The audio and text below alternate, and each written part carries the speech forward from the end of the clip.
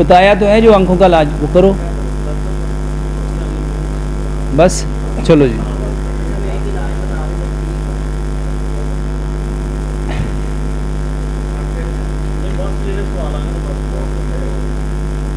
चलो जी। अस्सलाम वालेकुम कारी साहब, बच्चा 9 साल का है और इसका कद और ना इसका कद बढ़ता है ना इसको नज़र आता है। मेरे मोहतरम भाइयों, बच्चों को कोई प्रॉब्लम हो तो माँ बाप के वज़ूर गुस्ल के पानी से उसको गुस्ल दो, और यूट्यूब पे जाओ, वहाँ पे मेरा पूरा एक तरीका है, माँ बाप के वज़ूर गुस्ल के पानी से इलाज वो करो जनाब।